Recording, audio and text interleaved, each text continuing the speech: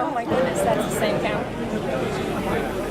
Congress, local governments, think tanks, media, business community, and the diplomatic corps, Chinese community. First is the Deputy Secretary of State, Betty Burrs. You're welcome. Congressman Martin Salmon from Arizona, Congresswoman Grace Monk from the state of New York, and Governor Jack Marco from Delaware. Thank you, Governor, for flying all the way to Washington, D.C. Also, Delaware is not that far away from here.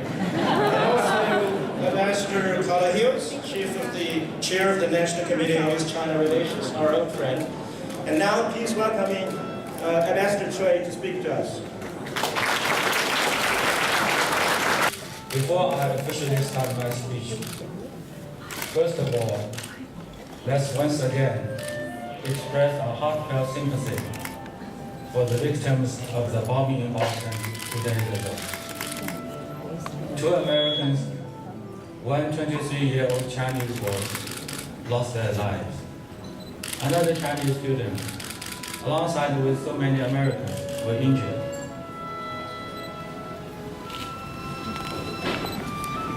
We strongly condemn such acts of terror. And once again, the people of the United States and the people of China are attacked in such a brutal way.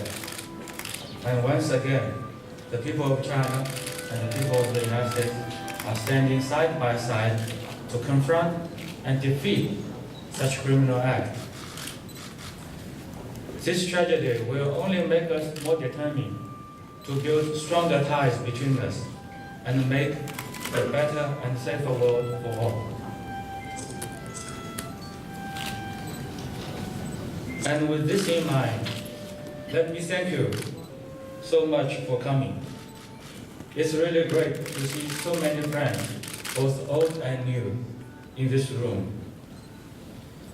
Your presence tonight is certainly a personal honor for me, and more importantly, also shows your commitment to China-US relations.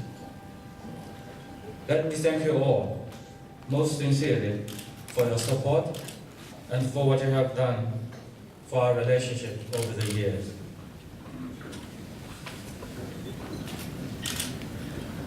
Ladies and gentlemen, when we look at China-US relations, perhaps none of us has ever imagined that this relationship could have developed to such a level as we see today. Over the past 4 decades, China-US relations have made remarkable strides despite all the twists and turns. Increasingly, our two sides are working together to strengthen dialogue and exchange, build mutual trust, and coordinate and cooperate closely and effectively on regional and international issues. We are each other's second largest trading partners, if not already the largest one. Each year, some 3.5 million visits are made. I also hope that all of you will continue to support the embassy and myself as you have generously done in the past. And here, I would like to make special reference to a really special guest of honor tonight, Mrs. Jean Barnett. Welcome, madam.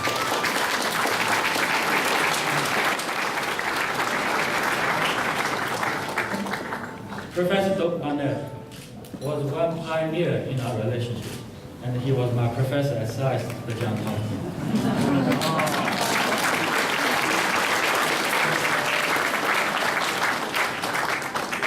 Besides, we were both born in Shanghai, although decades apart.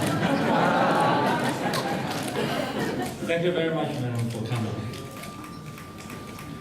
In my new job, I will also do my best to serve the Chinese community here.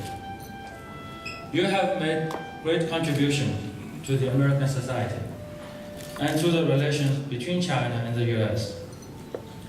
We are so proud of you, and we will be with you whenever you need us. And my friends, over 40 years ago, I was just a young high school graduate working in a remote rural area in the Chinese northeastern province of Heilongjiang. When I read about news of Dr. Henry Kissinger's visit to China, I just had a fancy idea that someday I might come here to see this great country with my own eyes. And here I am standing in front of you. So dreams do come true.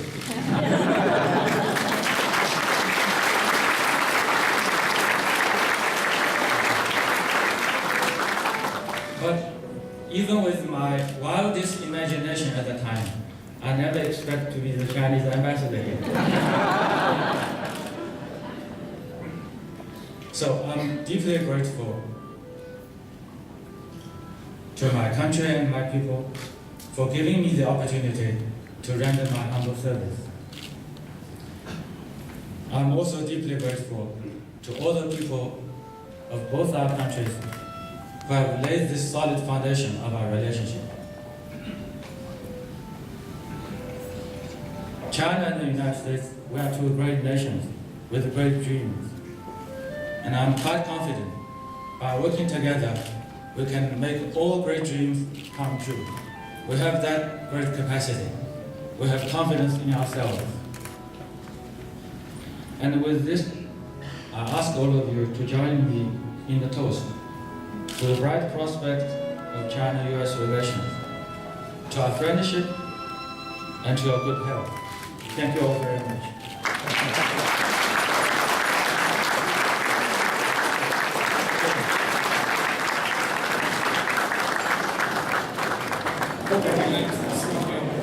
And that is the great city of Boston and its people and the terrible tragedy that they've suffered.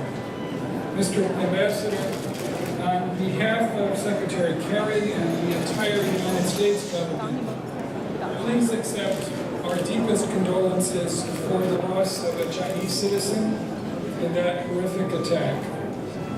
Boston and the greater Boston area is home to 10,000 Chinese students. Undoubtedly, they've all learned from experience that Boston is, as President Obama said 2 nights ago, a tough and resilient town.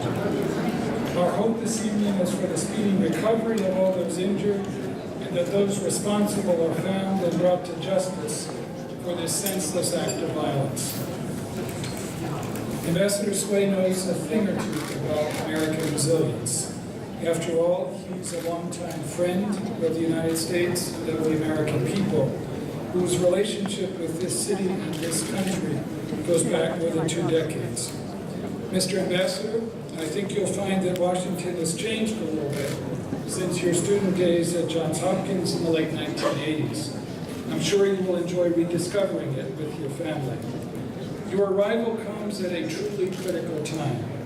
In the 21st century, no region will be more consequential to global peace and prosperity than the Asia-Pacific, and no bilateral relationship more important than that between the United States and China.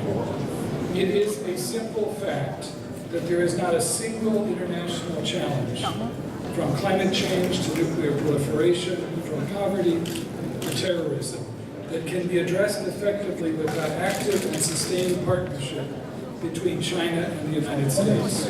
With a new type of great power relations is possible. I know that you share this vision, and I look forward very much to working with you to help make it a reality.